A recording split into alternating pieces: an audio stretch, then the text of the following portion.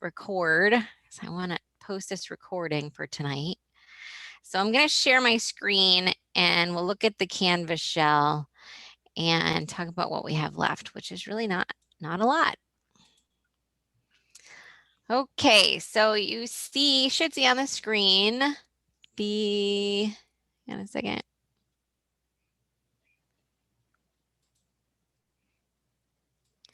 Can you guys, where I can see you? Okay, so you should see on the screen, week 8, the last module is open. So just before I get into the final project, just remember that you have this last assessment. There's a trig assessment that you have to do. And Mark has a question too about that. About what? Okay, Right here, so this tell one. him. Okay, so tell him after I talk about the final project, we'll talk about that one. Okay. Okay. Okay. Okay, thank you. We'll do it after that. All right, thank you. Yep. Okay, no problem. So, alrighty, so down here you see the assigned activities that are the final project, and I'm going to go through this using an example of my own. We'll walk through these instructions here, and then I also want to call attention. This is a YouTube of me doing, it's just me, like an instructional video. It should be closed captioned. If it's not already, it should be very soon. I had submitted it a few days ago. So that's out there, similar to my instructional videos that I've done for other modules. So I'll also be posting this Zoom in this same section here. So the Zoom will be obviously more question and answer because there's all of us in here together. This is just me explaining it. And then you have 2 documents in here. The 2 documents are very similar to the midterm documents. There's one that's a Word doc where you could type into it. We actually had several people type their midterms, which was cool. So if you would like that option, go for it. Grab the Word document. If you want the PDF document that is maybe a little more printable, then you can grab the PDF document. So those are exactly the same. There's no difference other than the file format. All right, and then the last link down here is where you would submit the project when you're done with it. Okay? All right, so let's start with the final project instructions here. So this is just some overarching stuff. A lot of this is the same as the midterm, but I just want to make sure everybody gets the right instructions. So we are working under the same premise. You can handwrite or type your midterm. If you handwrite it, make sure it's legible, because if I can't read it, I can't grade it. I had no problems with the midterm, so I'm sure you guys are going to be great with the final. There's a YouTube already posted. I showed you that. And then you'll also need a way, if you are going to handwrite it, to scan it. So you should be experts at this point with the scanning, since we did the same thing with the midterm. I have in here that you have a week. You actually have more than a week. You have 9 days for the midterm. No, you have 9 days. So a little over a week. And note that the Zoom for next week, so Tuesday night next week will be the 9th. You'll still have 2 more days after that to submit it. So if you got stuck somewhere, you could pop back into the Zoom next week and ask questions about it, or, verify that you're doing it right, or, whatever makes you feel warm and fuzzy. So, so that's available to you, is to stop in here next week still for the final. Okay. There won't be any, I can't accept late finals after the 11th because that's the end of the class. Also note, this is separate from the final, any of those assessments, weekly assessments you want to try to improve your score, needs to be done before the 11th as well. So keep that on your radar. Okay, I talked about the documents. Okay, down here, the assumptions at the bottom, make this a little bigger. It says you may use a common tape measure to measure distances. So you don't need anything fancy to measure distances. If you have a like a 20-foot standard tape measure, you can use that. I'll talk about some other things you could use if you happen to have them. You're going to round all your final answers to the nearest tenth, which is how many decimal places? I saw Victoria do that, right? Is One it two? decimal. One? Tenth. Tenth is just one. Yep. So we want one decimal place. This is going to be on a grander scale than what we did for the midterm. So you are going to you're going to need to download a clinometer on some sort of device. I have a couple recommendations here. One's called CBS Protractor. That's the one I use on my Android phone. I've had students use iLevel on their Apple devices. There are lots of these that are totally free. You shouldn't have to spend any money. Those are the two that I know have been used the most, but there are many more out there. And I'll talk about and demo that for you tonight, what it is I'm talking about that you're going to do with that. Okay. You may need help. And so if you want to involve a family member or a friend, please do so. Just, COVID safety rules, obviously, but if somebody's in your household who's in your pod wants to help you with this, that's, the more the merrier, and you'll see maybe where you could use another person. However, you can totally do it by yourself. I did it by myself in my front yard. So, but it can be kind of fun if you have a couple people who want to come see what you're doing. All right, note that also I have it spelled two different ways in here. Here it says clinometer, here it says inclinometer, and both of those are correct. That's kind of on purpose. So if you're looking for an app, the CBest one is actually called a protractor, but clinometer and inclinometer in the app world should get you around the same kind of thing. Okay. Any questions on that kind of big overarching stuff, our assumptions? Make this small. Okay. So what I'm going to do next is I'm going to open the Word document, which is just like the PDF document again. And then I'm going to walk through that document and I'm going to show you an example. We're going to do it together, an example, using measurements that I took myself. Give me 1 second. Here we go.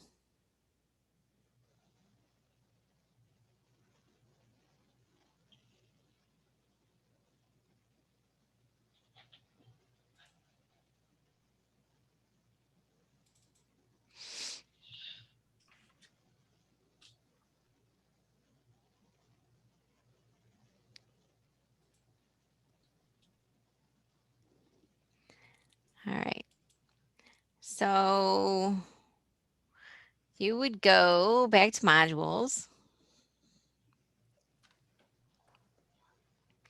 And you can certainly download them both.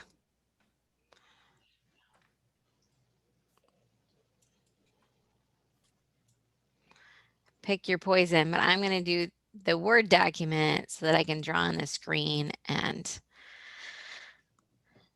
label it and all of that.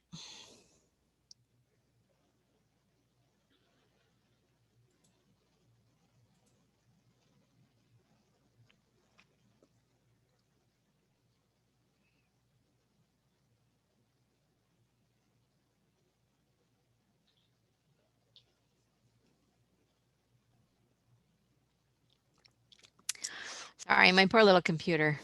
Just trying to do all these things that I want it to do. Okay. You should now see the instructions. Make this big so you guys can see it. So the layout of the instructions should feel familiar because it looks like the midterm, but the instructions are quite different. So we're going to take a few minutes to just see what's in here. So the number one just says to download the documents and read through all the instructions, which we're going to do now. Number two should look really familiar because it's exactly like the midterm. So number 2 has what do you know, right? Part A is what do you know? Part B is what do you want to find? And part C is what formulas do you need? Okay, same stuff that we had in the midterm. All right, so then number 3 is where we start to be quite different. So 3 on, very different from the midterm. Part 3 says select an object in a designated area, depending on whether this could be inside or outside. If doing this face to face, like if I teach this class face to face, we typically go outside. That's what I hope for. But you can do it inside, but as long as you can find something that will work.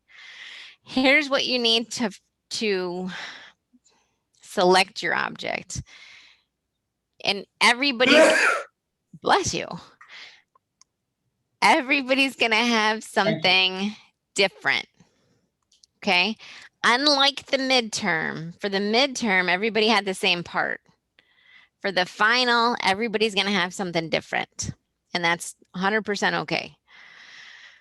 You have to pick an object that is taller than you. And taller is likely better. So if it's just a little taller than you, it's not gonna work very well. So you want to pick something that's maybe at least, at minimum, like 1.5 to 2 times your height. Now the object that I picked for my example is about 5 times my height. And that actually makes it a little more fun if it's something that's bigger.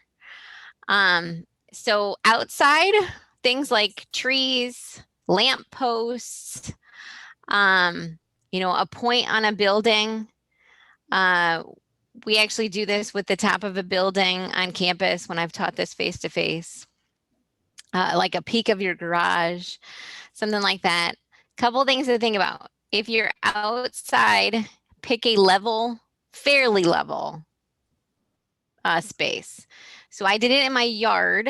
My yard is not completely flat, like it's got a little, topography, but it is pretty flat. You don't want like a big hill, or a big angle in here, because what we're trying to use is a right triangle, and so we need it to be fairly horizontal where you're starting from. So things that work inside a house would be like a chandelier that's pretty on a in a vaulted ceiling or something like that. Door work. Well, a what? Door work. Sorry, say it one more time. Would a door work? A door. It's probably not big enough. Probably not tall enough. Oh, How yeah. tall is you want something tall. Yeah. Like think. So we could use an actual house, Mark said, right? Yes, absolutely. Yep. Yeah. And so as you start thinking about this, think about a specific point on the house, right? A specific spot. So the example I'm going to use is a tree, and I picked a specific leaf at the top of the tree. So to be as specific as possible, and that will help you. So you can totally use a house. I've had many people do like a peak part of the architecture of a house. I had people do the peak of their garage, because then they have their driveway that they can kind of work with. So there's lots of things you can do outside. Inside's just a little more challenging because sometimes you don't have, like I live in a ranch house, I don't have a lot of things that are that tall. I could do it though above, like if I pick something that was, high up on a shelf. How about a shed? How about a shed? Yeah, totally. That will work. Yep. Trees, lampposts, sheds. Now I'm thinking. I've had all kinds of stuff. Lots of things work as long as it's taller than you. And I'm talking like if you're on your tippy toes and you reach your arm up, you still would not be even close. Like that's what you want. Okay. So as we go on, you feel free to ask more questions of like, would this work? Would that work? All right. So start to think about that. Okay, so that's number 3 is really all about selecting this object. And then we're going to take some measurements that I'll talk about here in just a little bit. Yeah. Art does have a question. He says, will you draw, kind of give us an example through drawing tonight? I'm absolutely going to do that. Yep, for sure. It's like we planned it, Mark, because number 4 is draw a sketch and include a written description. So I'm going to do that and show you what I want you to do. Right? Yeah, right. It was perfect. It was perfect timing.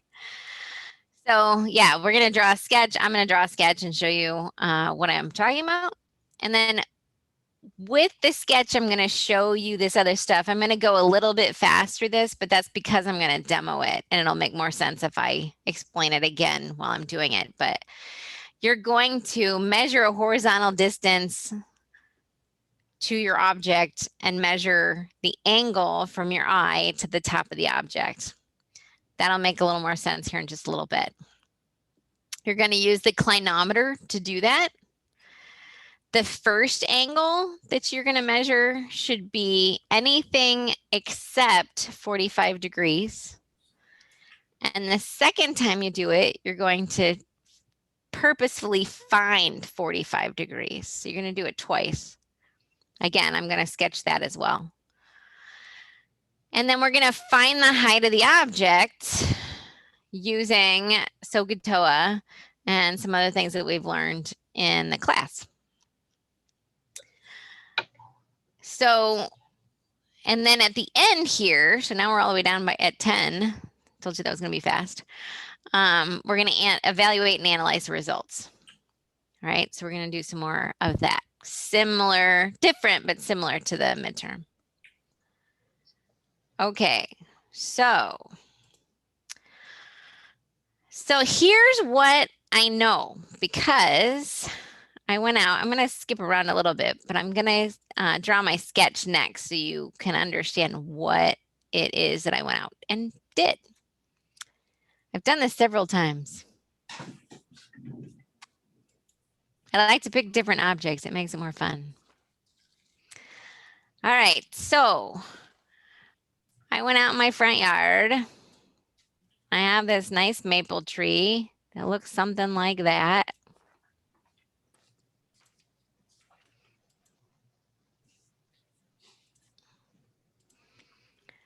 I'm gonna make it very realistic for you, right? So I'm gonna try to color code everything. So the first time, I have my notes in front of me. The first time I walked out here, so here's me. And I marked my spot. It's helpful to have something that you can set on the ground. And I also used a wheel. So I have a measuring wheel. I don't know if anybody has anything like that, or you could use a measuring tape. Doesn't really matter. Okay. That's my wheel. And then I had something that I would sit on the ground so I could mark my spot. That's kind of helpful. I literally took like a milk jug with me. It doesn't have to be anything technical. Milk jug.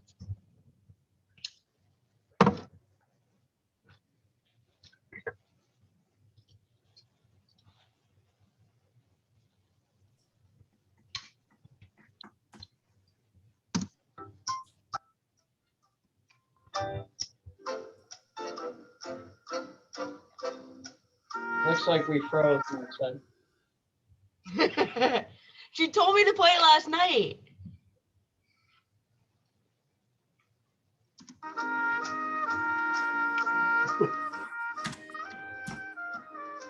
So wait a minute, that should be prohibited. Why? Victoria. Come on, we're in class right now. Uh-oh, we lost the teacher.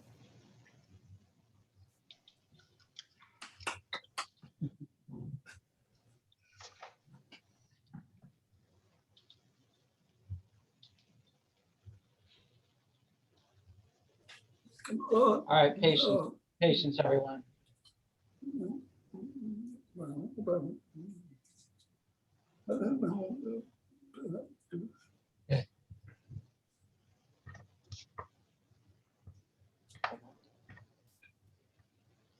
Oh, class, great. Sorry, you guys, Mark and I are talking about another class.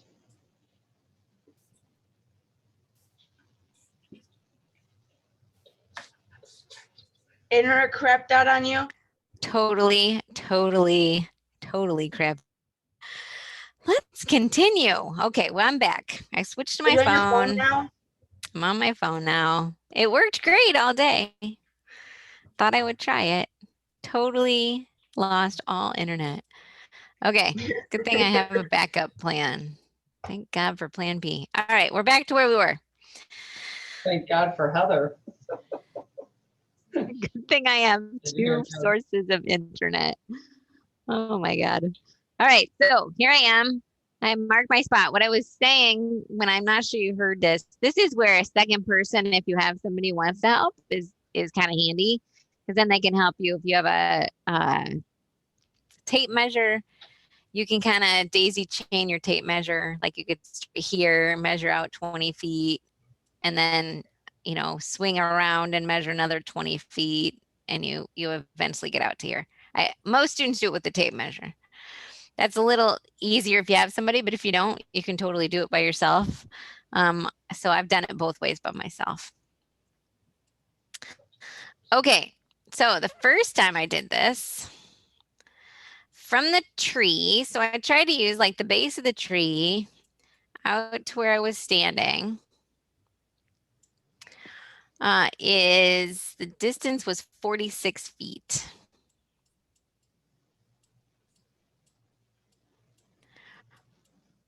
I'm going to try to be strategic, actually. I run out of space real quick. This one, the pink one, is 46 feet. Okay. Then with my Clinometer app, so I'm going to show you how I hold my phone. I'm going to actually stop sharing for a second so you can see my face a little easier. So I put the app on my phone.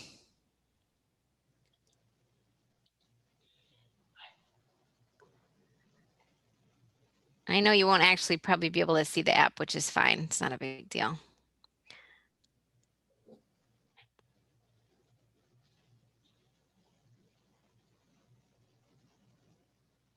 Okay, so the app has a protractor, an angle finder.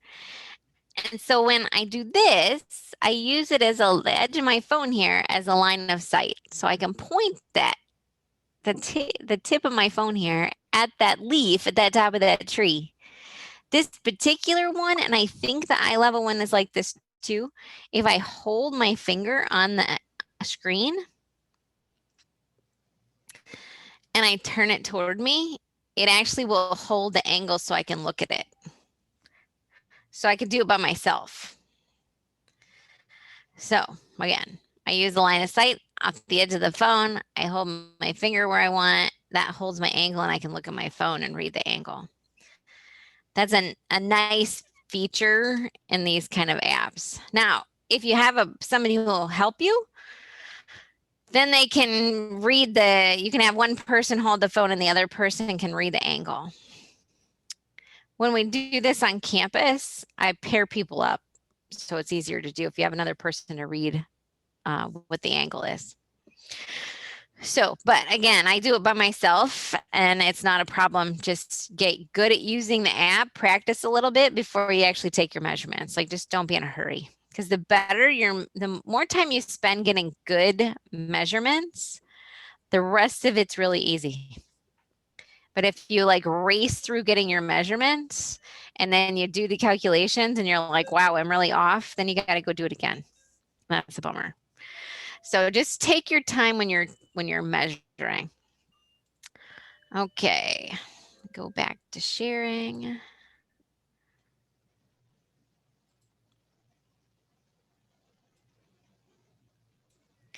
Okay, so my first measurement was the 46 feet.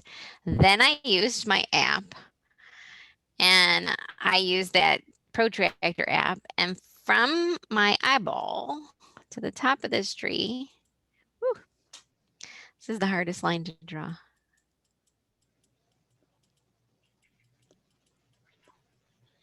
Right to where my eye is, that angle, according to my app, is 33.3 degrees. Okay. So that's the first one. The second one, so we're going to do it twice. And you might as well just get all your measurements while you're out there. The instructions for the first one say, if you measure this, you get your angle here and you accidentally landed on 45. So, because the next one that we're going to do is going to be a 45 degrees. So if I landed on 45, maybe mark the spot because we are going to do it there, but you need to move and get an angle that's not 45. So we're going to have one that's going to be intentionally 45, which is the second one, and one that's not 45. All right, so let me get a different color.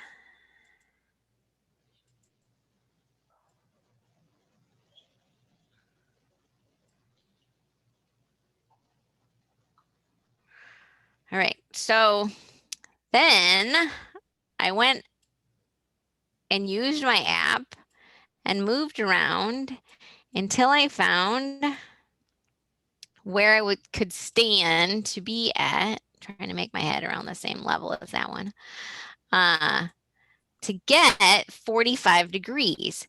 Now, from the top of the tree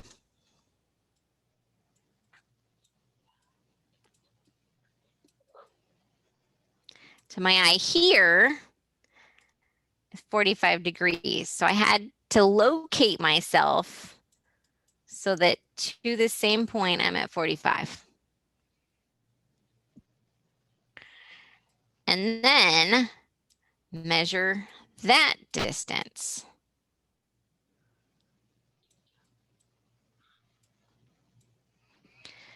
That distance for 45 degrees is 29.8 degrees. Or feet, degrees.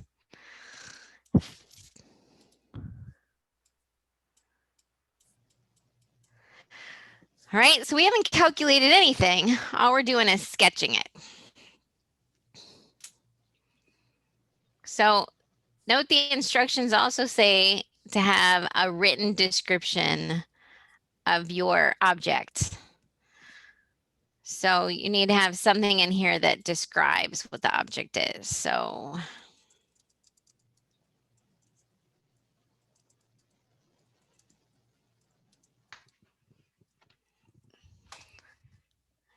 there shouldn't be any question what your object is after I look at your sketch.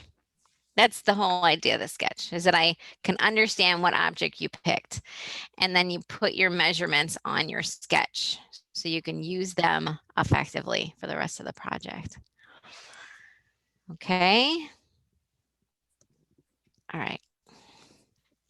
Any questions about how to go about getting the measurements?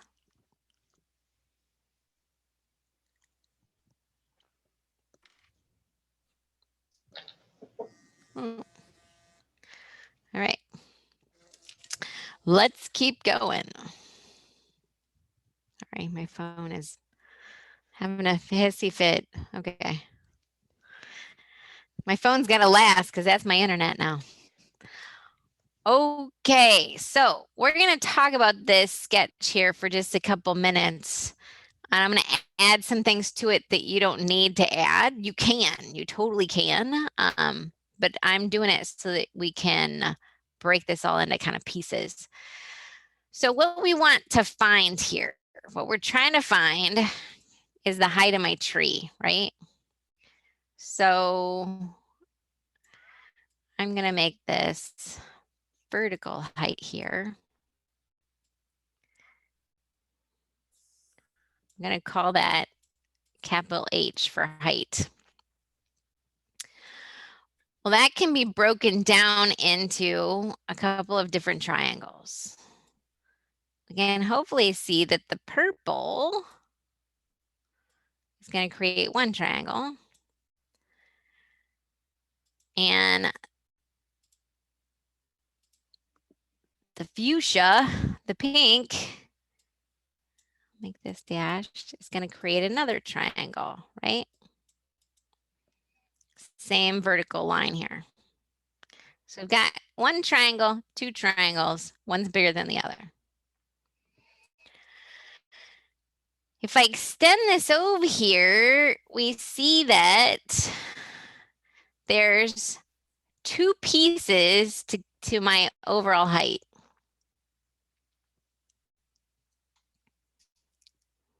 All right, two pieces. One is up here. I'm going to call that H1. And one is down here. I'm going to call it H2. Well, can anybody tell me what is H2 actually equal to? What is this height, this little section of height equal to on our drawing?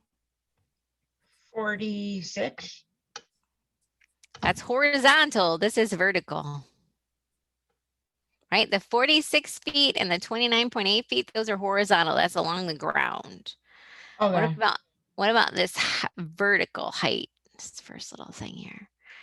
If we look across here, what is that aligned with?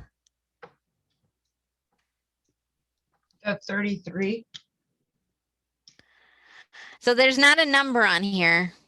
I feel like I'm not trying to trick you. It's not a number yet. Just like logically, what is? Is it eye height? Yeah, it's eye height. Perfect, perfect. Right? So sorry about that, Victoria. I wasn't trying to trick you, but it's really about this, right? It's about where my eye height is. So I hadn't listed how tall it is. So to my eyeball, not the top of my head, because my eye is where I'm measuring from.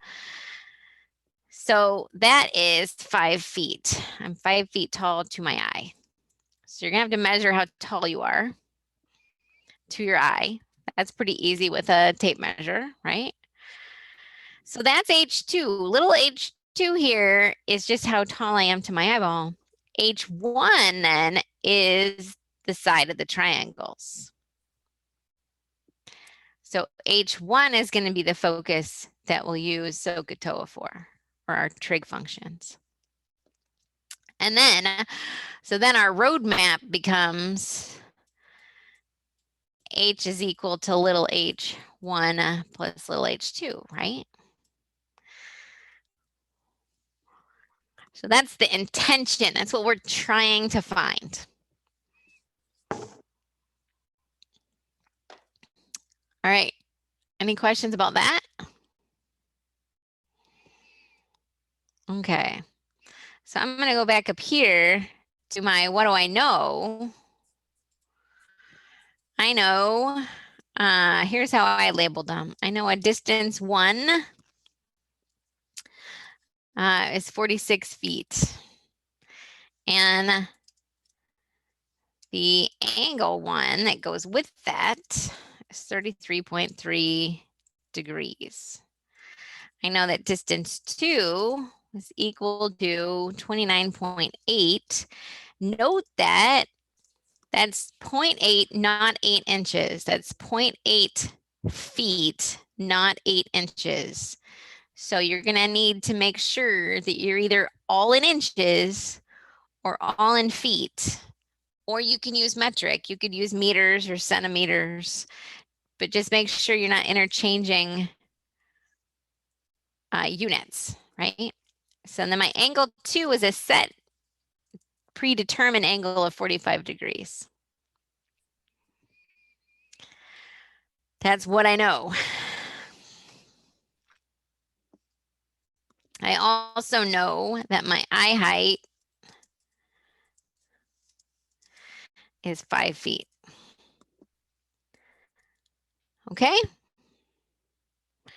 What am I trying to find? I'm trying to find the height of my tree.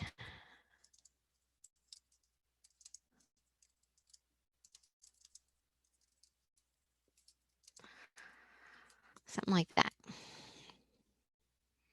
And then I would list my formulas here, of which we only have one so far, but we'll quickly have some other ones. I have H is equal to H1 plus H2. All right, so I'd keep adding to this formula section.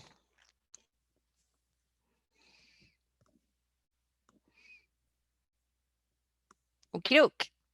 All right. If anybody has questions, just, jump in. Okay, so the next section here, I have a lot of this information that I can fill in. If I did a good job thinking this through on the sketch and getting my measurements, a lot of this I will already know. So it says calculate the total height of the object and include all your formulas and show your work. First, take an educated guess of the object's height. This is not a measured height. This is just, I stood out in my yard and I looked at the tree and I thought visually, how tall do I think the tree is? And I thought, tree's about 30 feet tall. That was my estimate. Okay, so this is your best guess. Take an educated guess. Then it says stand a measured distance from the object and record the distance. That was my 46 feet. Then measure the angle at that spot. That was my 33.3 degrees. And then record your eye height. That is 5 feet. And then it says calculate. Show your work, and we're trying to calculate big H, right? We're trying to calculate the height of the tree. So also in the instructions on the very first page, it says in your work to show the triangle you're dealing with. So my first triangle is this big pink one. So I'm going to redraw that big pink one outside the sketch. So I'm going to redraw it here.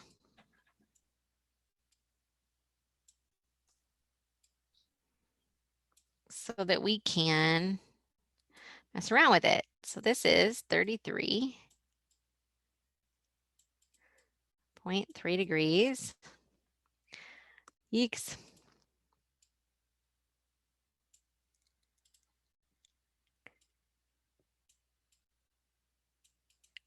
They're much better. And then this side is my 46 feet. Now, we are forcing this to be a right angle, even though my tree isn't perfectly vertical, like the trunk might be wiggly or it might not look perfectly straight. What I'm trying to measure is a straight line from the ground up to the leaf. So it doesn't matter if your object is perfectly straight vertically. We're just trying to measure the vertical distance from the ground to the little leaf. Okay, so to kind of emphasize that point, I'm putting, here's my little leaf, right? That's the thing I was looking at. So we're gonna find this, which we called little h2. All right. Now, give me just a second.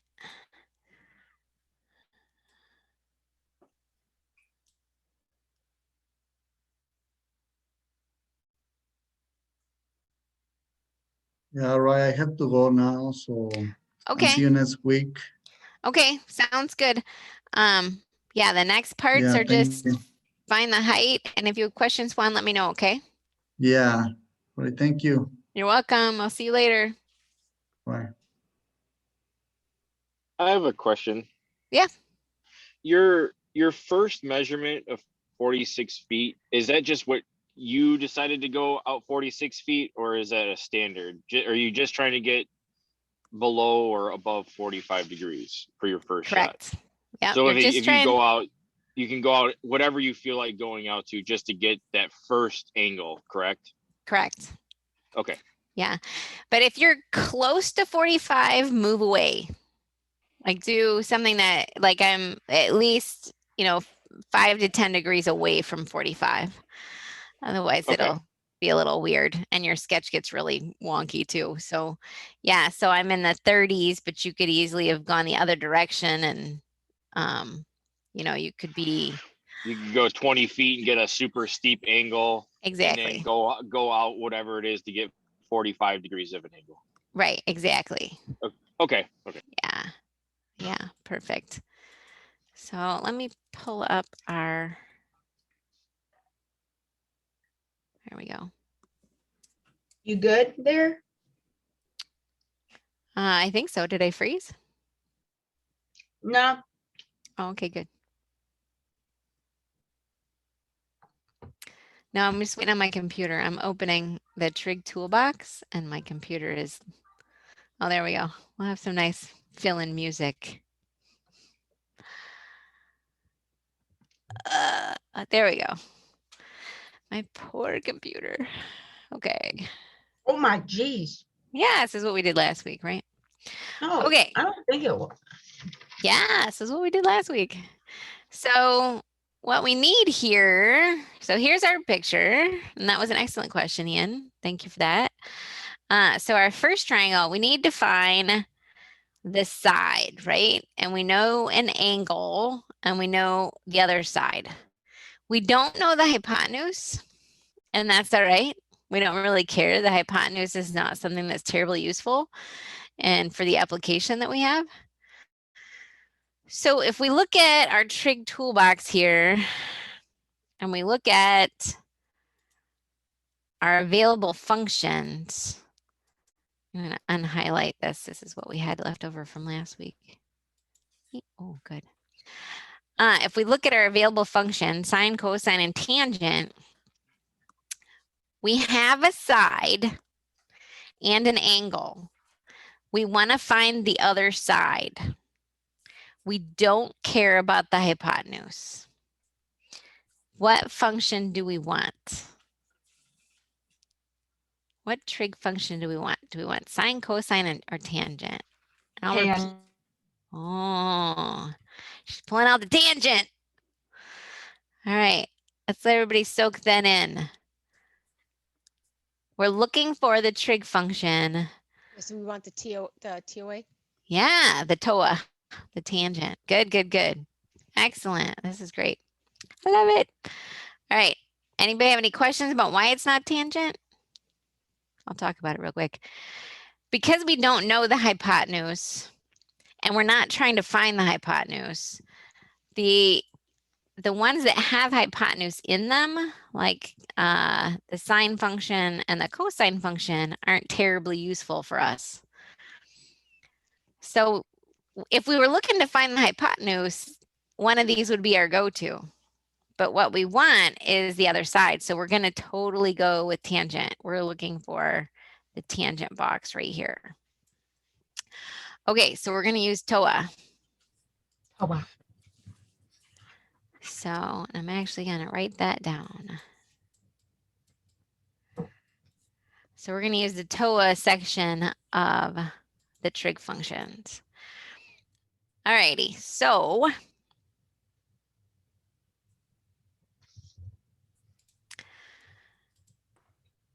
tangent of an angle, right, is equal to opposite over adjacent. What's our angle?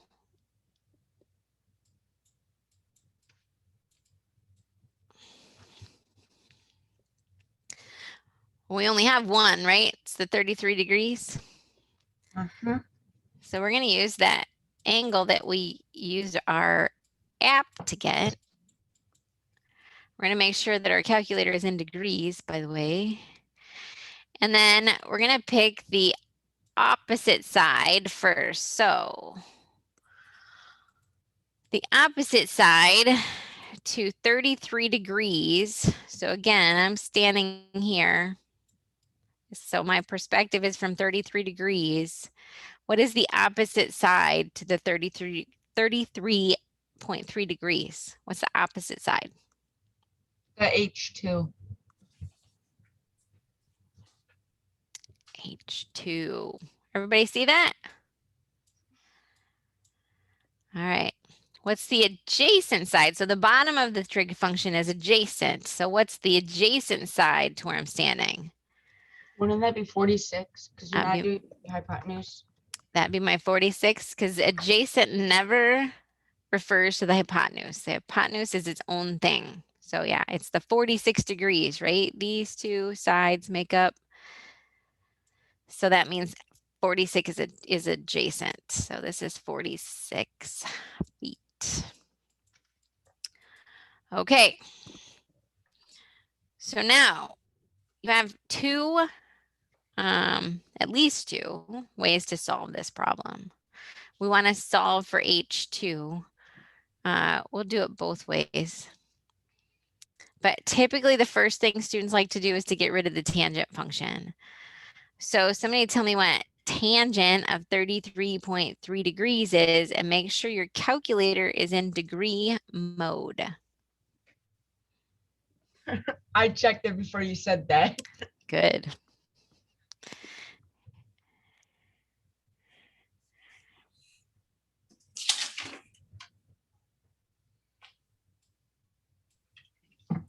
Owie. My foot. Anybody want to tell me what you got? Just for the tangent 33.3?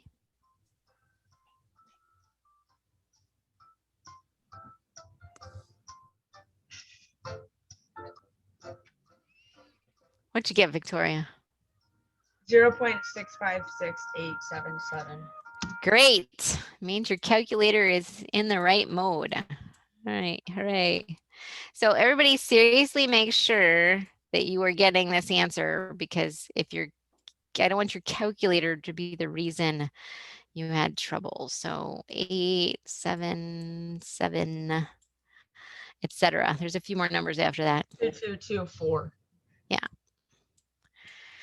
So then we have this. It's my feet. So now there's a couple ways. The first way is we can put this number over 1, and then we could use cross multiplication. Right? This is method 1 to solve for H2. If we do that, then we multiply the two that are across from one another, right? This is a multiplication. And then we divide by this thing down here, which happens to be 1. So you multiply the two that are across from each other, divide by what's across from what you don't know. So that means that our H2 would be equal to 0.65687 times 46 feet. That's where we get our unit from. And then this is divided by that 1, but it doesn't make any difference, right? Mhm. All right. So the other way to do this, so you only have to pick one. I'm just showing this in case one way speaks to other people.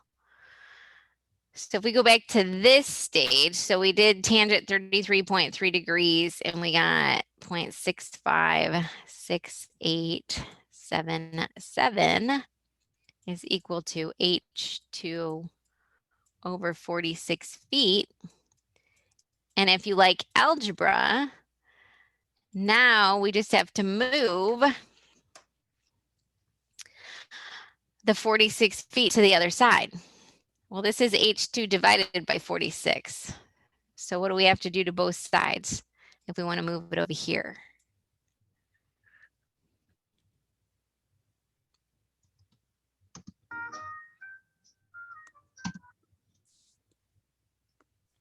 Somebody help her out. Victoria's fielding the all of the balls tonight. What do you Yeah. guys think? 46. What do we do with the 46? Bring it over. We multiply, right? We multiply both sides by 46 feet, or we swing it across the equal sign, right? And note that here it cancels out and we just have H2. And over here we end up with 46 times that number, which is the same thing we got when we did the cross multiplication. And of course it should be the same, right? We're just a different method. So either way you slice it, you end up getting H2, oops. H2 is equal to 30.21, not 22 feet. Now, is that the height of my tree? No, No. What do we still have to add to it? little H1, Yeah, your eye height. perfect. Gotta add H1. So I have to add my 5 feet to that. And then we'll have it. Then we'll have our calculated estimate of the tree. So we get 35.22. Okay. So that's my first height. So this one, I got 35.22 feet, and this was at 33.3 degrees. Okay. Any questions on that?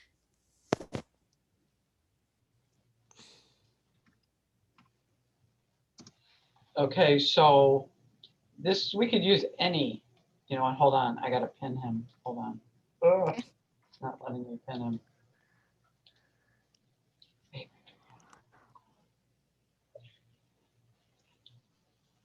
Okay, so, it's okay to use this type of example. Of course, there'll be different numbers. It'll be a different method, but it doesn't matter. I mean, either way, it will work. Yep, right, Right? exactly. Yeah. So you're changing the object and you're going to use your own measurements, right? To figure out what the height of your object is. But the method will be the same. Okay.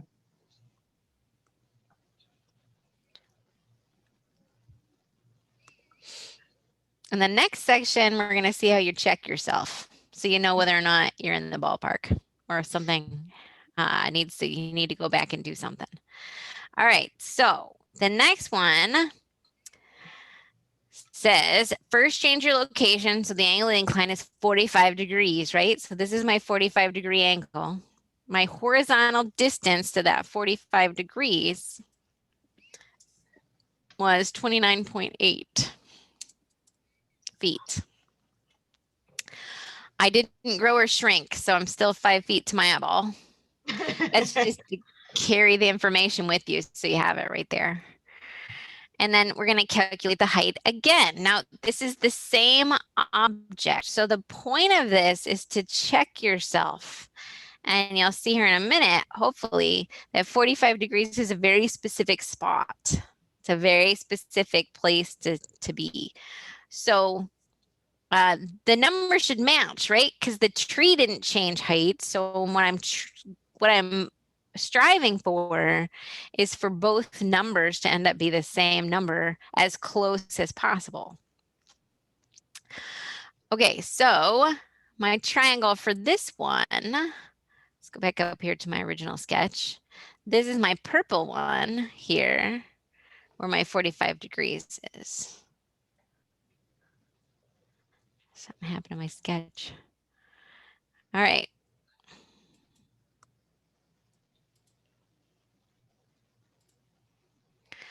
So this triangle is my 45 degrees, a little steeper one. And this is where I'm standing. This was 45. This is 90. And the distance here is 29.8.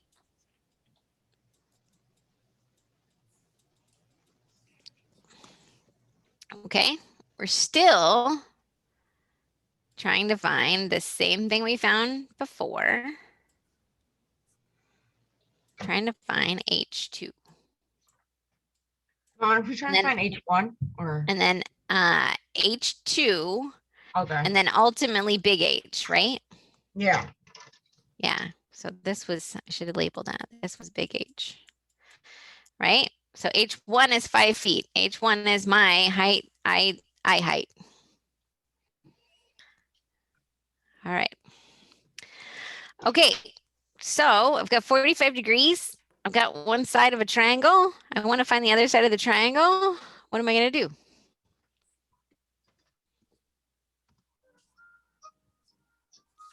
Same formula as last. Same thing, right? It's the same setup. All we did was change the angle and the length. Okay, so let's give it a shot.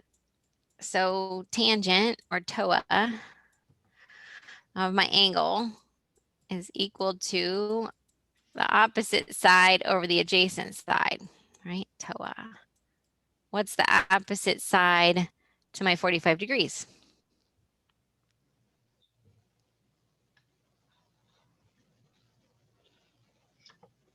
The H2. Still H2, right? Still H2. And then what is my adjacent side to my 45 degrees?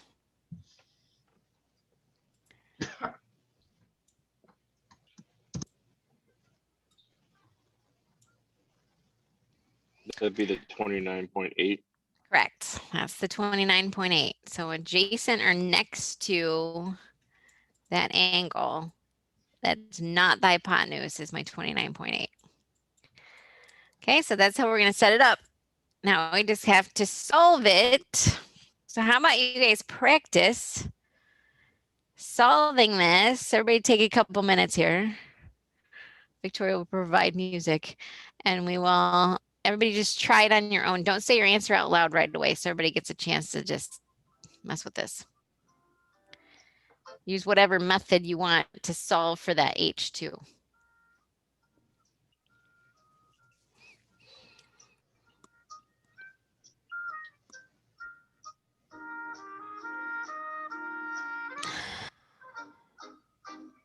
You enjoying the music? I am.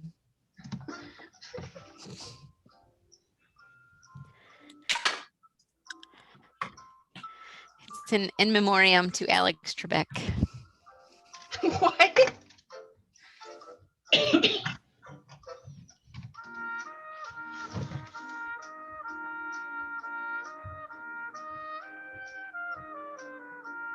Out of curiosity, could you go up one more page so I didn't get it. I was driving, Yeah. so I couldn't see how the layout was. Yeah, for sure. Here you go. So remember I had two methods. This one here is the cross multiplication and this one over here that says method 2 is the algebra method. That 0.6, was that the That's tan of the 33? correct.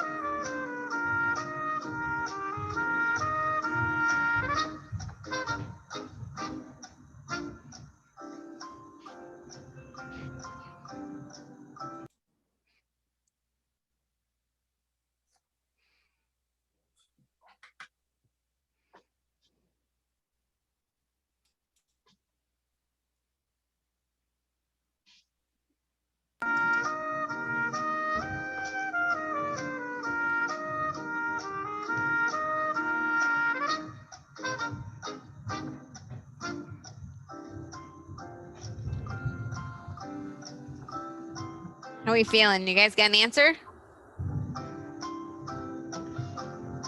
Oh, Mark's still working, I see. Oh, wait. Victoria, maybe just turn it down a little, please. Thank you. It gets really loud in that part. You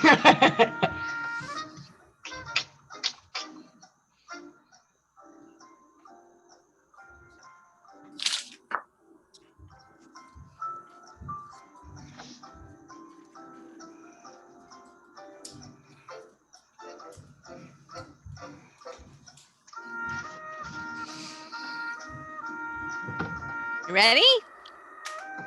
I think I have it. All right. Let's come down here. So what'd you guys get for H2? Anybody want to share? I came up with 36.31. Was that that's your H2 or your big H? Did you add the 5 feet into that? I did, yeah. So that's the 5 feet added. So without it, it'd be 31.31. Okay. Anybody else get a different one? So everybody tell me what tangent 45 gives you. I had a tough time with this one because I thought my for everyone else's, I I guess, thought it was 1. reference, but it's 1, I think. And It's it kept 1. confusing me, and I thought my calculator was malfunctioning, and I was like, why am I not Why am figuring I it out? getting 1? Yeah. But then you multiply the. Yeah. 1 is actually I'm correct. puzzled. I am really puzzled. Okay. It took me a long So here's time. it. to figure it out. All right. You're supposed to be puzzled a little because it's the final project. And then you'll go, oh, I totally get it. All right. So let's just think I've how been trying to figure out, is it 1? Is it, which It one is I'm 1. not sure. Your calculators are not lying to you. Tangent 45 is 1. Very special. And so that is equal to H2 over the 29.8, right? And so if we, I put 46. What am I doing? oh, oops, that's from the last triangle. I know. Oops, organization is everything. So we could either use cross multiplication or we could swing this thing over, right? By multiplying 29.8 feet, just like we did in the other one. Or we could use the proportion method with cross multiplication. Wouldn't the top, if you use the second method, wouldn't the top and bottom be 1?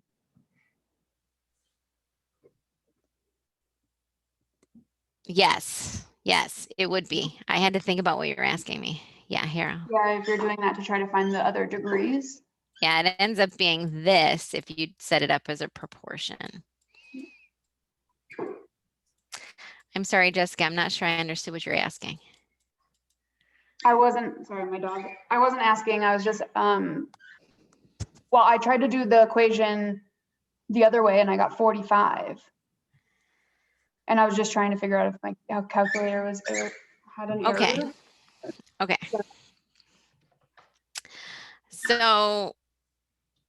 So here's the algebra method. Here's the proportion method. With the proportion, then we would multiply these two things together and divide by this. With the algebra, we're multiplying both sides by 29.8, and this cancels out. And the 29, then we multiply on this side as well. So we end up with, either way we slice it, H2 ends up being equal to 29.8.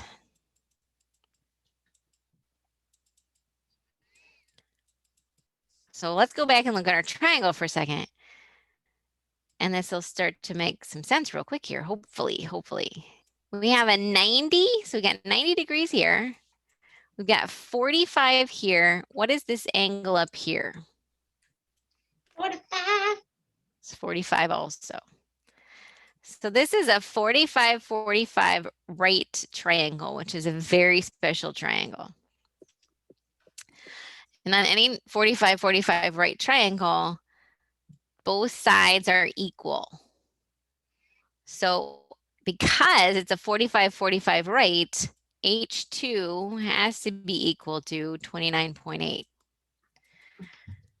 So what we're doing over here is proving that using the trig function, that indeed, because tangent 45 is 1, because tangent is the ratio of one side, the opposite side, to the other side, the adjacent side, right? It's TOA, one side to the other side.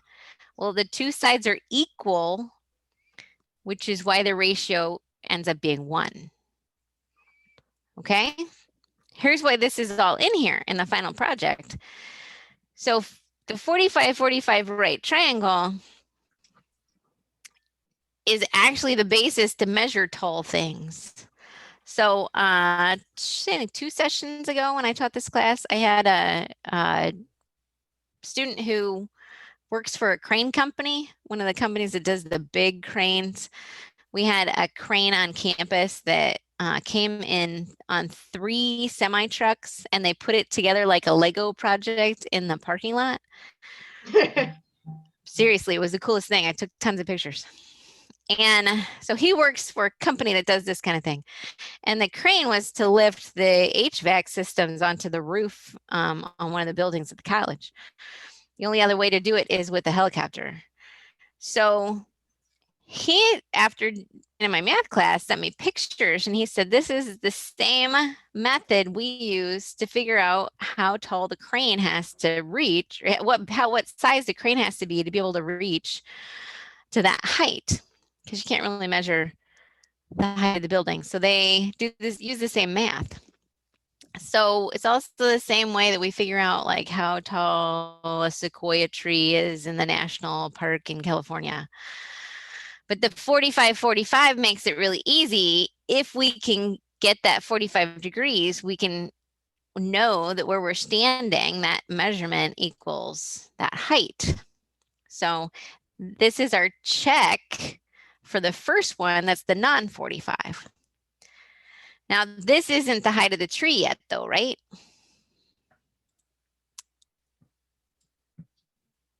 Because we still got to add our H1.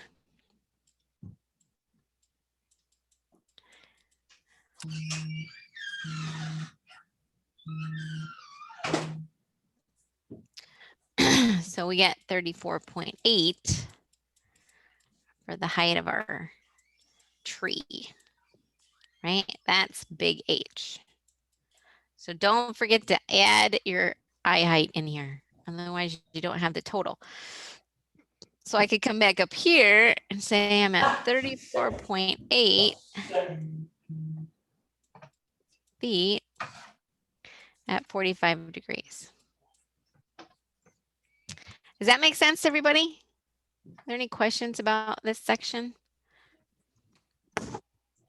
What was that second blank? Was it 45? 45, yeah.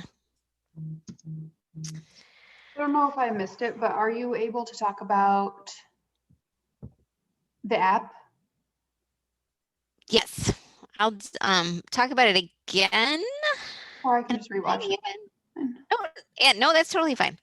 Let me get through the end of it, and then we'll talk about the app again. We'll just make sure everybody understands what to get, and maybe if you want to download something real quick to your phones, you could mess around with it. Does that sound okay, Jessica? Sure. All right, cool. So we're because we're almost to the end of this part of it, and then we'll make sure everybody has the right tools.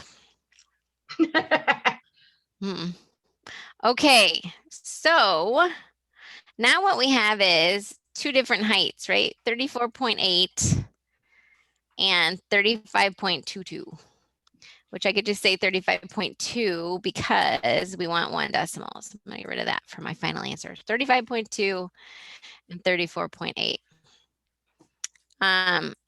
Note that, see, this is worth you guys either coming to the Zoom or watching the Zoom. I don't go into this great a detail in the other video. So I don't explain all the 45 right triangle stuff, and I don't go through every calculation. So kudos to you for being in the Zoom, and I'll share it out for anybody who couldn't be here. Okay, so the last section is the analysis section. And the first thing we need to do is find the percent difference of the first height to the second height. So in this section, I'm going to use capital H again, but I'm going to have an H1 and I'm going to have a capital H2 so that I can have both of them here. My H2 is 34.8 feet. My H1, I said it and I forgot it, 35.2. H1 is 35.2. Now, this isn't trig, right? This is percentages. I want to figure out the percent difference. So find the percent of the first calculated height to the second calculated height. Anybody have any ideas?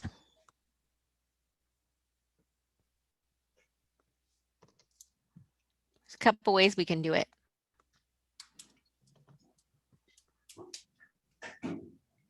I have a quick question. Yeah, sure. I don't know what formula this is, but this is what I learned a long time ago. It's basically, it'll be H1 over H2 equals X over 100. Is that Yeah, I love it. an official formula? That I Yeah, can- for sure. Yeah, so in the formula version of that, like not our example, we would use the part over the base, or the base is sometimes called the whole, is equal to the rate over 100. I see. Yeah, and that's a perfect way to do it, Jessica. I love that way. So the other way that I showed in this class, I did it both ways. This is the proportion method for percents, and the other way I showed it was the PBR circle.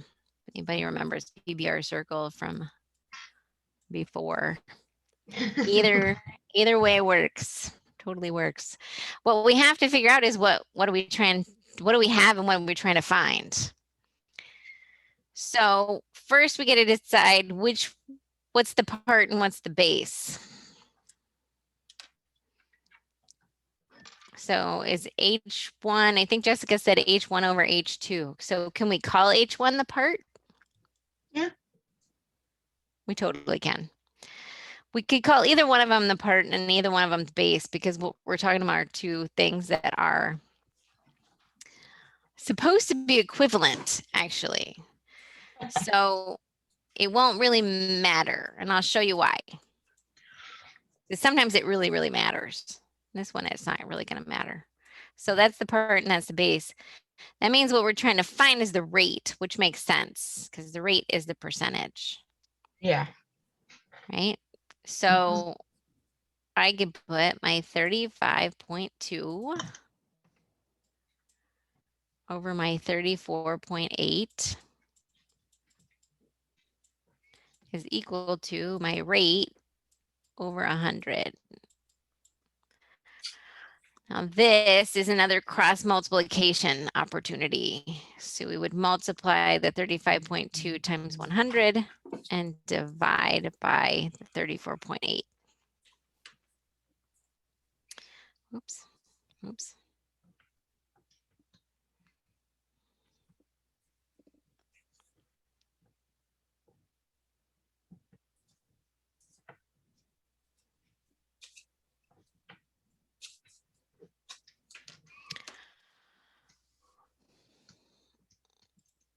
Don't be afraid. Your number might look weird, but that's okay. What'd you guys get?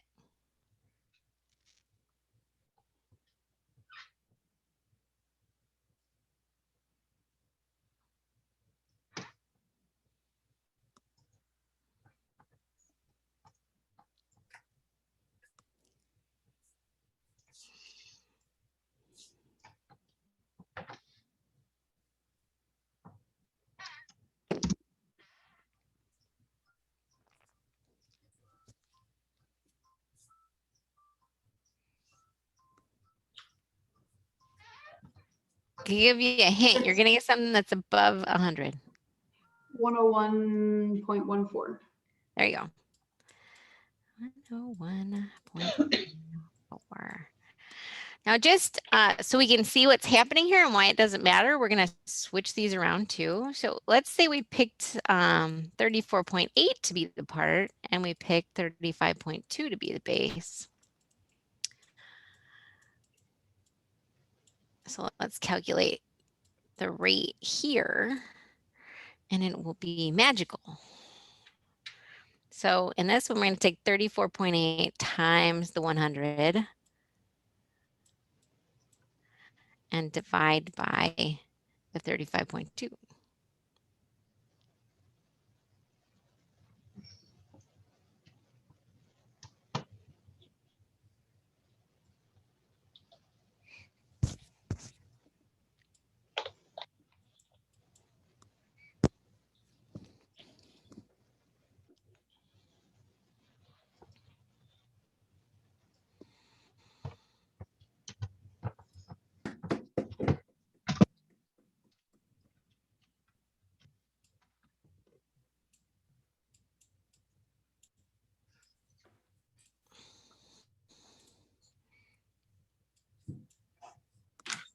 What'd you get, Victoria? What? What'd you get For what? for this one? Did you do this one? Isn't it the same thing? No, it's not going to be the same thing.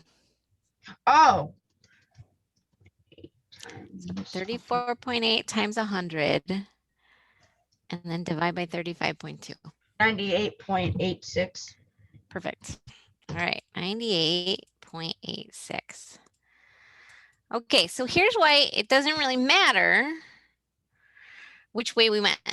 What matters is the distance from 100. If they were equal, what we're shooting for, what we want here is these numbers to be as close as possible. H1 and H2, we want them to be equal.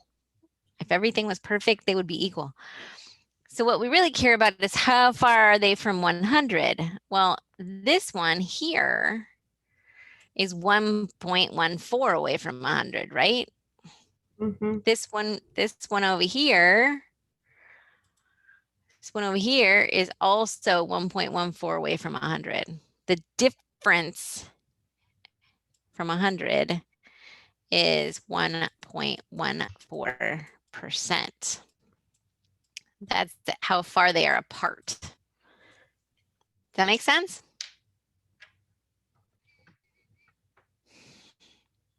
Sure, Heather, that makes total sense.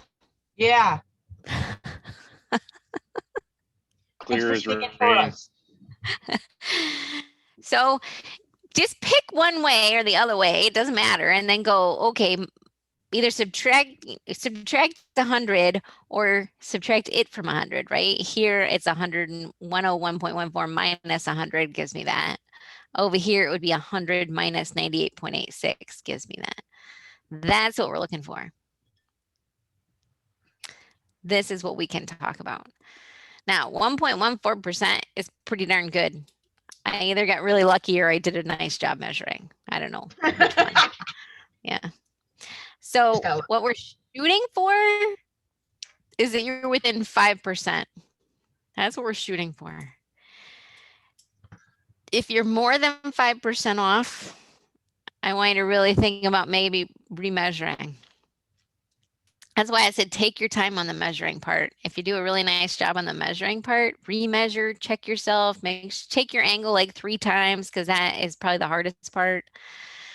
And just make sure that you've got good numbers so you don't have to go out and redo it.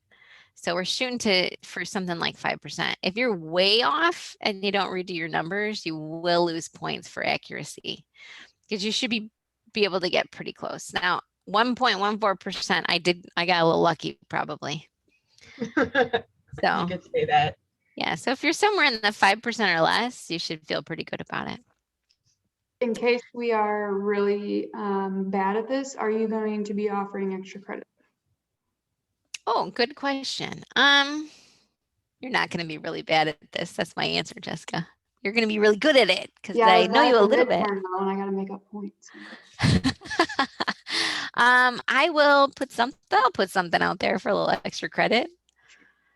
Yeah, maybe a visualization exercise. That would be good. So, all right, I'm going to attempt. So the last piece here is the error analysis, right? So this is very similar to what we saw in the midterm. And it's basically, why do you have error? I have error, right? I have 1.14% error. To land on exactly the same number with this project is almost impossible. We'll tell you that. So unless you just like fudge the numbers, don't do that. Don't fudge the numbers. You know, put what you really found down and then tell me why the numbers are almost always going to be different. Okay, at least 3 reasons is what we're looking for. There should be an abundant number of reasons why it might be different. Not the least of which, by the way, would be wind. My challenge was, because I'm looking at a leaf, is that it moves a little bit, right? You're aiming at a moving target. All right, I'm going to turn on my document camera and put my app underneath the document camera, so you should be able to see it that way. Right, so it is hard to measure because of the wind, because of when you're standing there, movement of your body, looking Yeah. at the angle. Yeah, and these apps are quite sensitive. And so any little motion moves the angle. You know, the Protractor app that I'm going to put up here in a second that I use on my Android phone goes to a decimal out, like a decimal, a tenth of a decimal of a degree is kind of crazy. So I'm probably not actually that accurate because I can't point it that accurately. Yeah. So think about your measurement tools and your environment and what kinds of things would affect your numbers. Again, don't use one of your answers cannot say. Yeah, wouldn't it be simple enough if we could just measure it straight up? There it goes, guess it, perfect, there we have it, the answer. Smart. That's why I picked something that you can't touch. That is smart.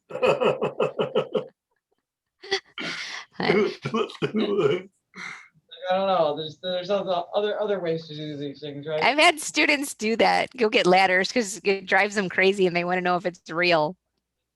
Is it really working? I'll do that. I'll be one of those students. Yeah, it works. Math works. Okay, so Sure. before I forget to say this, one of your reasons for error cannot be I messed up the calculations. That's not a reason for error. That's just you So mess up same the as the midterm. calculations. Same as the midterm. Oh. Yeah, that won't work. You can think of 3 things pretty easily with this, I think. Okay, I'm gonna turn my other webcam off for a minute because my computer really struggles when I run both of them. I got a quick question for the iPhone app. Okay. Is it called iHandy Level?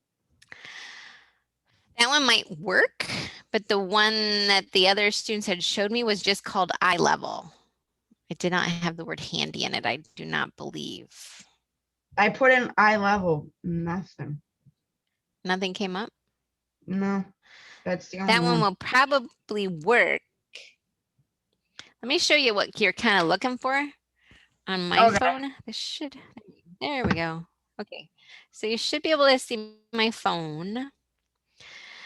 And my iPad too, and see if I could do it on my iPad with the iLevel thing. So when I tilt this, you can see it gives me an angle, right? And when I'm trying to do it so you can see, and so if I tilt my phone, it'll give me an angle. And this one will do it in multiple axes, so I can even do it here, so it makes it a little easier. So I can also, if I hold my finger on it, see how it says holding? Now I can move my phone around and it will hold that degrees so I can just read my screen. So if I hold my finger on the screen, and I know some of the iPhone ones do this as well, then I can easily turn it toward my face. Yeah. So this one, and Jessica, do you have an iPhone or do you have Android? iPhone. iPhone? Yep. Okay. I downloaded. It's just called Clinometer. Clinometer. Oh, okay. But, So you found a mine is- clinometer. Mine is a 360 degree and not a 180. Like yours is like a protractor, but That mine's might- a full dial circle. Found one called That- Measure Angle Level Tool. So But I get the that might idea work now, too. and I think I caught the Okay. tail end of you measuring from your eye. Yeah. So I'll show that in a second too. Of course, my iPad is almost dead. And So charge yeah, it. if you search, yeah, I know. It just eats its own. It eats its own. It's cannibalistic. My iPad. So if you search for, let me shut this down. If you search for Clinometer, like Jessica just said, anybody's watching this who's using an iPhone, I know that that search works better than Protractor on the iPhone. So if you search the Apple Store for Clinometer, you should find something. Eye level is just the one we used last semester. They probably changed it. What does it look like? I can't honestly tell you that I remember. How They're about all you? pretty reliable. Just read the reviews. 'Cause Yeah. when you type in clinometer, there's a lot of options. There's a bunch of them, right? Yeah. Is it the free one? Yeah, definitely you can use a free one for sure. Should not have to pay for anything. Because when I typed in kilometer, I still got measure angle level tool. So And you can, so try it, like, you know, I will. download it and mess around with it. And if anybody gets stuck on that, Yeah, and maybe if you don't trust the readings, download 2 apps and then while Mark you're out there, showed you just what he had. compare. well, that's a good point. That's a really good That point. is true, Jessica. Might even, you know what I should do? I've never thought about this until just now. I should open a quick discussion board in this and just say, hey, post what you used for your app. Help others. I might do that. Collect a You little information. should. Yeah. Usually they're pretty quick to get the hang of them if you mess around with a little bit. Just make sure you know what you're measuring. Okay. See, like for Other, this app, you can't hold it. what do you mean? Like, you know how in the Android app you could hold it? Yes. Oh, you can't hold this. You can't put your finger on the screen and hold the measurement still. Okay. I mean, you can auto lock, but that's it. Can you try to screenshot it with your iPhone if you can't hold it? If you have it like angled where That you is true. You could do that. Oh. or bring a partner with you. Yeah. I guess. Yeah. We talked in the beginning of this. It's totally fine to use another person. If you have somebody who can, you know, help you out with it, it does make it a bit easier, and that's totally fine. No ads. Bad ads. I mean, you can. There's a ruler on this app too. Oh, there you go. Could do You all can your go inches or measurements. centimeters. Huh. Handy. So, We. yeah, I saw Mark doing this too. But Jessica, what I was demoing earlier was if I have the app on my phone, I use this as my line of sight so that I have something to line up with the whatever the point is and be really specific about the point that you're aiming it at. Okay. Okay. Like, you know, if you choose like your house or your garage, be really specific about one point. You know, on the tree, I was looking at one leaf. So be really specific about the point. This Okay. is weird. I do have one question about different items, I guess. I think I already chose mine, and I'm selfish and I don't want to share what that is because everybody lives in McHenry probably. But Oh. my item doesn't, it only has a center at the top, if that Okay. makes sense. And so how can I measure if I don't know exactly where that center goes all the way through to the bottom to the ground? Do I just take my best guess of where it's around? I'm just gonna say it's a gazebo, but Okay. if the top is a tippy point and the Yep. rest is round and open, do Mhm. I just determine the best center to measure from? Yeah. So I would pick your top point first. So let's say you pick the peak, for example. Yeah. And then your horizontal distance is going to be on the ground directly underneath the peak. And if it has stairs, should I just not use it because it's not on flat ground, or No, is you it? can totally use the stairs. You just need to be able to measure like you're going to like you're horizontally walking to the middle. So you could do it. You just I'm have just to thinking account of, for like, that. I'm gonna have some errors probably the first time. Yeah, you're gonna just want to be really particular. Let me draw something. And Right? you do that. So I need some more white space. Anything that has, I'm just gonna draw a lamppost. Here's my lamppost. Great I lamp. need, It looks like a flag. oh, well, that's a flag then. Haha. So I need to be able to, you know what you could do? A couple things. Kind of make some decisions. But if there's stairs, probably the best way to do this is to measure it like you're measuring how tall it is in space, right? So you'd really, your H in something like this, I think the way I would approach this is that H would be this, right? If this is if the green is some kind of platform. Yeah. Because you need this to be horizontal. And so that means that your distance here, if you can't get to here to measure it, then you'd have to measure this in pieces. You'd have to do this, and then you'd need the horizontal distance here. Oh boy, sounds like I'm just making it more difficult. I'm- I didn't even think about it having stairs until a minute ago when I thought about it. I'm like, wait, it's not flat. It has like a. Yeah. stairs and stuff. So if it's a lot of stairs, I don't then it think so. might make it. If it's just one stair, it's probably not a big deal. You'd probably be able to figure it out. But yeah, you can think about that because for this method that we're using, this point here where the 90 degree sits is important to be able to get to it because we need to be able to measure from there to somewhere else in space. Got it. Somewhere else in space. Somewhere else in space. Just like the Mars God. rover. What? Just like the Mars rover. All right. So that's a good question. I'm glad you asked that because it could get real confusing really fast when you have stuff like that. That's why like the flatter the better.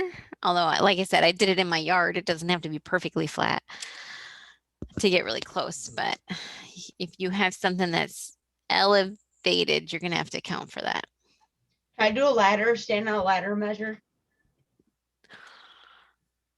Well, you wouldn't stand on the ladder. You stand on the ground. What if I want to do the roof? Yeah, you'd still stand on the ground. What if I want to be on the roof? Wear a That helmet. won't, that won't work. Plus, it scares me, so don't do it. Be creative. I wish more of the snow was melted, but it would be a challenge, right? You could go to the college, anybody's game. The college is open and we have lots of things inside that are tall. So inside at the college is not hard.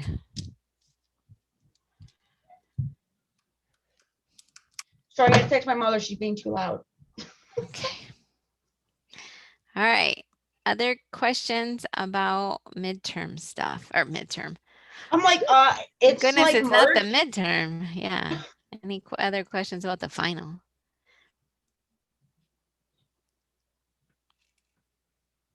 No. Okay, good. Hooray. So this is the project that is actually been called fun before. So try to make it fun for yourselves. Pick something that might be fun. Okay. What do you mean by fun? Subjective. Better, usually it's in context to the midterm and they're like, oh, this is much better than the midterm. There, if you want the truth, that's usually why they say that to me. I don't blame them because the midterm was hard as heck. So I'm definitely looking more forward to the final than Oh, good. Yay. Yay. Oh, I get to go outside for once. Exactly. yeah. Right? Mhm. So you could measure the snow hill. No, you couldn't actually, because you can't get to the base of it. Never mind, scratch that. I was gonna say the snow hill. Like most of the towns have a giant snow hill right now, but you could, You but it measure a would hill, be but it another has challenge. snow on it. Yeah. All righty. So it is 7:11. Does anybody need a break before we do the assessment question that Mark wanted to know about? We gotta find Mark. Make sure the Mark's out there. He might have taken a break because he was good. Oh, his box lit up. There he is. Anybody need a break? Yes, No. I need a break. Oh. Okay. How about we just do like a short break? How about 10 minutes? And then in the meantime, I'll pull up that problem because it's going to take me a couple minutes to open the quiz and all that kind of stuff. So, all Okay. right.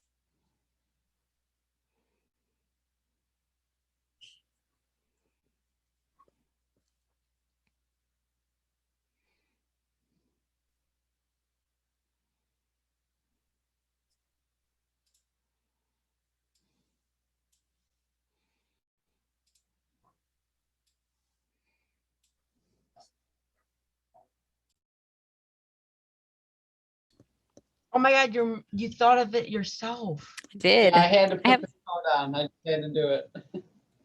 Yeah, last Too night cold. sitting in front of my computer, I was frozen when I got done. I was like, had to warm up and have some tea. All right, so you should see, this is the problem, right, Mark?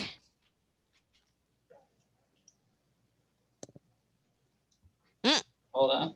He looked away, yeah. I know. I think it must be. He looked at the screen. Yeah, I think you're right. I'm pretty sure that's what he held up earlier. Yeah. Okay. So we're gonna start where we always Yeah. start. It is. Yeah, All right, it is. cool. It's the right one. Okay, thanks. Find the angle A of the screw shown and round to the nearest 10th of a degree, and don't include units in your answer when you enter it into Canvas. Okay, so on this one, what we know is fairly obvious, right? We know that this distance is 17 millimeters. That is from here to here. We know that this distance, I'm going to draw that line in for us, right, is 30.2. And we know what this is 10.8, and that is from this little arrow to this little arrow, right? And that's actually a diameter, right? Not that it matters, but that's what that is, because that would be a round part and we're looking from this side. Okay, so we're trying to find angle A here, right? So this angle here is what we want to find. So the way I approach these problems is I always pull out the triangle from the drawing. So we can see that angle A is kind of indicating where the triangle is, right? Because that's what we Yeah. want to find. So we can see that there's a triangle that is living right here that we can assume is a right triangle because this is a flathead screw, right? So we can make that assumption. So I'm going to pull that out and you guys are going to help me label it. So that's going to go over here outside of the screw. We're going to try to figure out what we know about it.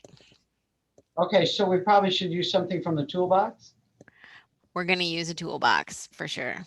But first, we're going to figure out what we know on this triangle, okay?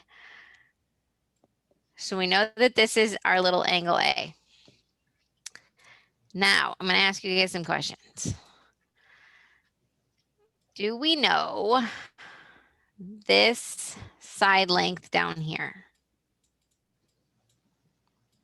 Do we know how far No. that is? Yes. No. 17 millimeters. All right, yeah, Jessica and Mark said yes. Okay, Victoria, check it out. The 17 here. 17. For your All blueprint. right, okay, good. Right, exactly. Next, I'm going to give it to Victoria to do blueprint reading with me. 17, right? It's up here in space, but if we think of sliding that down, it really is from here to here, right? So that's the 17. So I'm going to fill that in. That is 17 millimeters. Do we know the hypotenuse? Do we know this over here?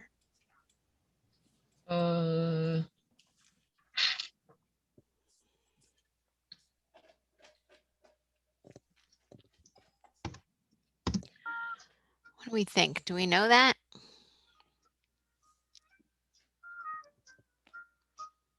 No, we do not. We don't. So we don't know the hypotenuse.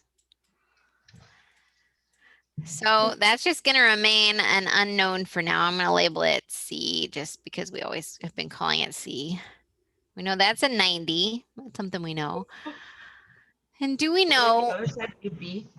this side? And then We would could- the other one be 45? Wait, what was that? so 90, 45, 45. We don't know yet because we don't know any of the angles. What we're trying to find is that angle. So that we don't know yet. So do we know this out here? Do we know this side length? No, but we Yeah, can find it. 30.2. Ah. So Jessica said, no, we can find it. Victoria said 30.2. Victoria, check this out. The 30.2 goes from all the way from here to here. We don't know it. We don't know it, right? But we could find it. It's this.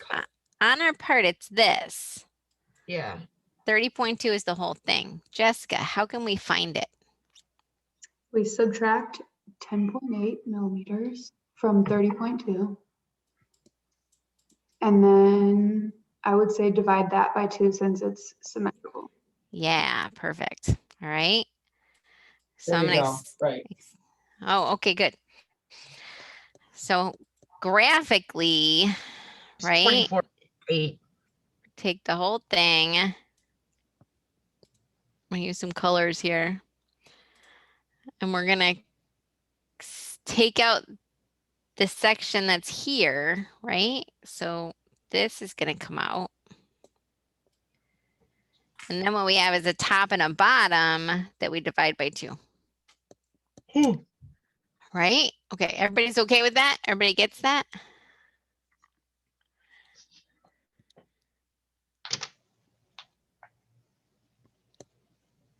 Yes.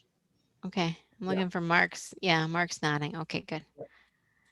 Okay, so what do we get here? 30.2 minus 10.8 divided by 2.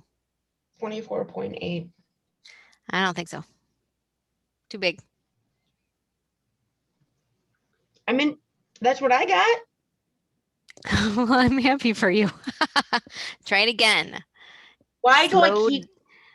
I don't know. Because you go too fast, honestly. Remember when I told you at the beginning of class, 10%. Hit that brake pedal 10%. 9.7.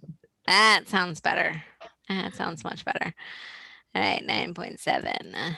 So everybody should get 9.7 here.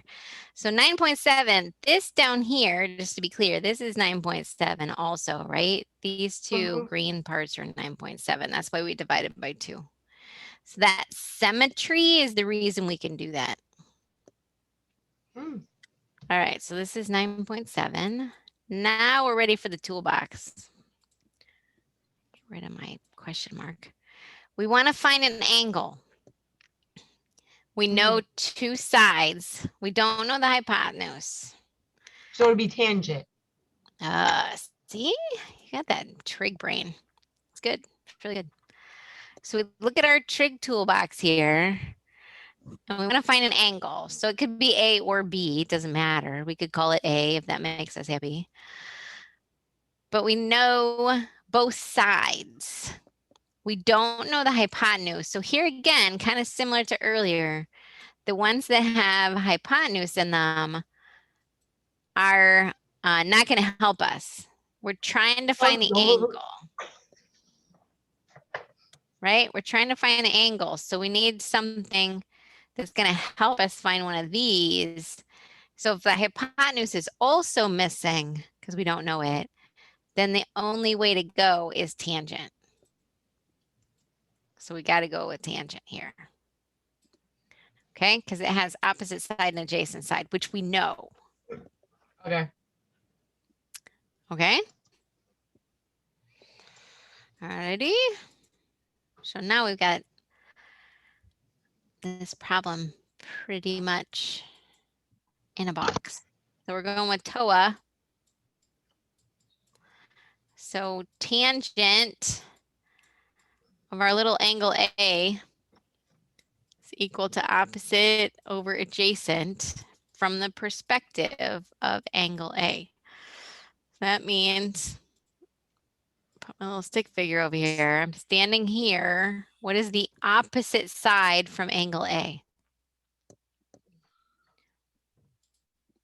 Where's B? I don't see angle B. B would be up here. Okay. Okay. So we're standing at A. What side is opposite A? No, that's hypotenuse. Yeah, that's the hypotenuse. Opposite A. Angle or measure A or length A. Hello? Yeah. Little Yeah. is what I want What's to say. what's the number? 9.7. Yeah, 9.7, right? So tangent of little A is 9.7. That's the side that's opposite. What's the adjacent side measurement? Side 17. next to A. Yeah, that's my 17. All right, so down here. So I've got down here, tangent A is equal to 9.7 divided by 17, or opposite over adjacent.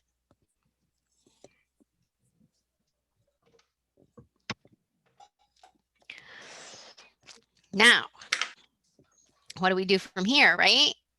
So the next thing that is helpful is to just go ahead and do this division. All right, so we're going to take 9.7 and divide by 17.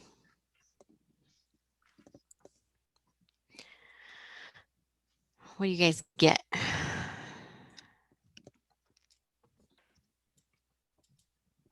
0.57. All right. And change. I'm going to put a few more decimals out here. 5, 8, 8, 2, 3, 5, 3. Now, note that this was millimeters and this was millimeters. And those now cancel, which is good because we want them to go away because it's a ratio. So this is unitless at this point. This is unitless at this point. My 0.57 has no units. Now, here's the hardest part of the problem. How do I undo the tangent function? What's the opposite of tangent function? Victoria knows this one. I'm sorry, say that one more time. I said Victoria knows this one. Oh, What's the opposite of tangent? Here, I got the toolbox up here. The reverse. N-1. Yeah, tan minus 1. Also called inverse tangent. So that's our undo button. We want to undo the tangent function. We got to use the inverse tangent. So I'm going to use the inverse tangent of tangent A.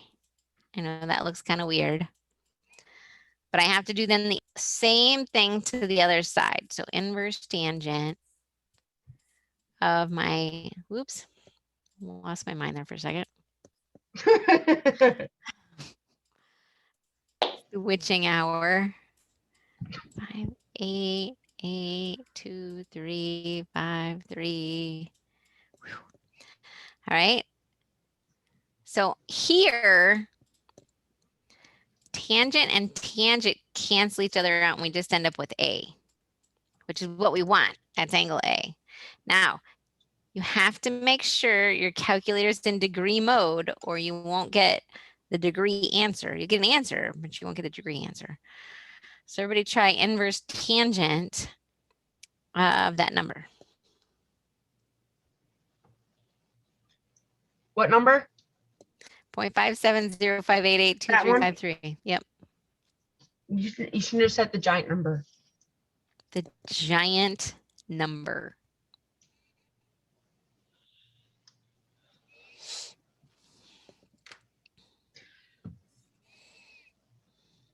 I think I got one.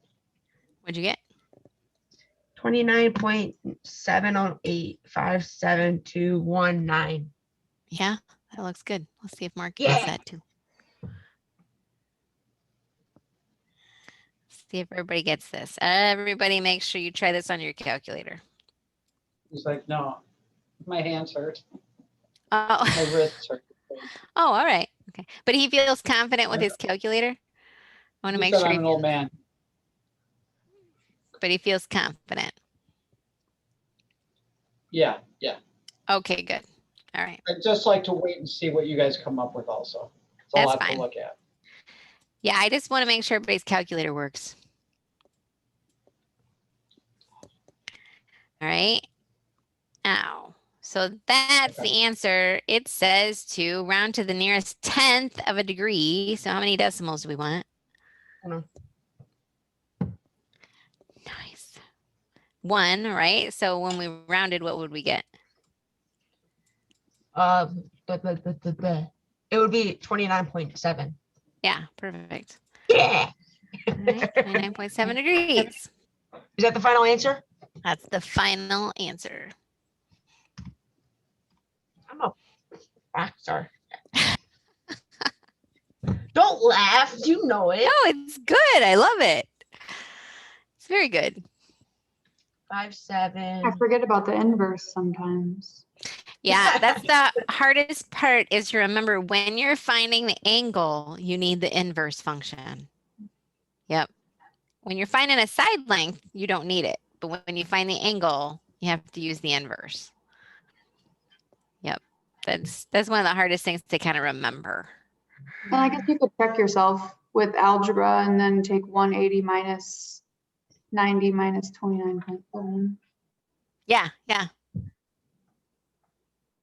Yeah, it's hard to tie that all up. Yeah, it is. It's kind of the hardest piece is to remember that undo button for the trig functions. Control Z. Mhm. Yeah, that's why it's nice to have. You guys are giving me all kinds of ideas tonight. It's nice to have this trig toolbox. I should probably post this as a document so that you guys could just have it rather than having it in a video all the time. I wrote it down. Good. Yeah, that's really good. Okay. Like a smart cookie. Mm-hmm. All right. How do we feel about everything we did tonight?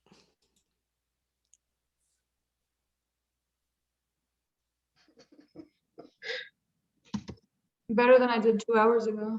Oh, good. Yeah, that is true. I am feeling more That's good.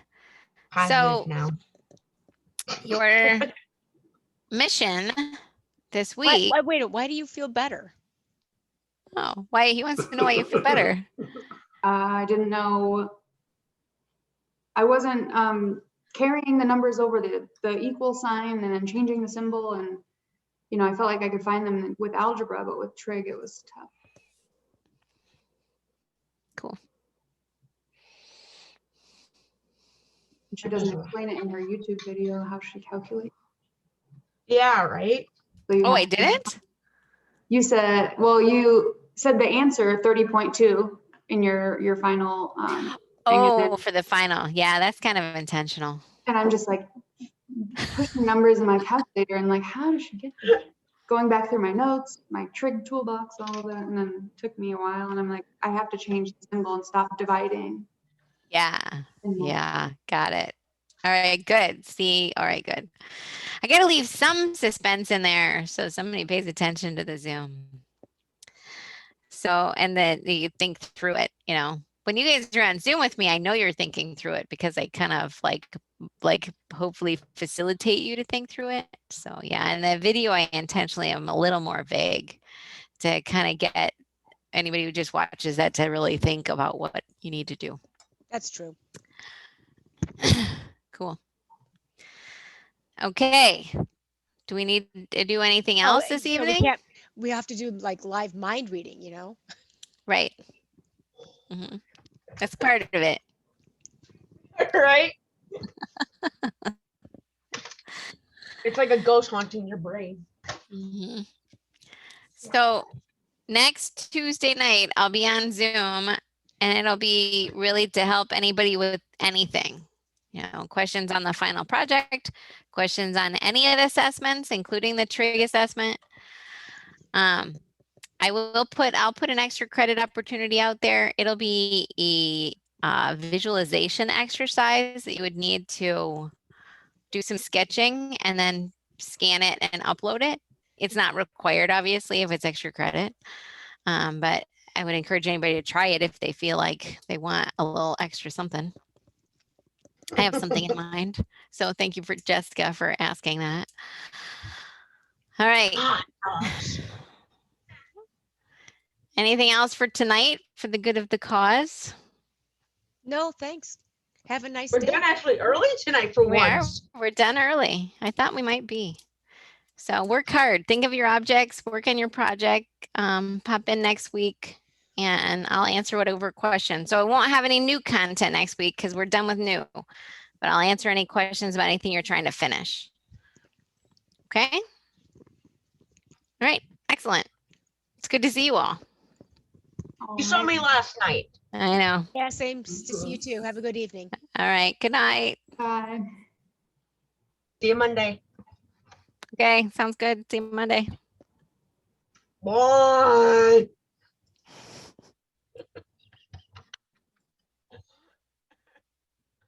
I'm just waiting for you to kick me.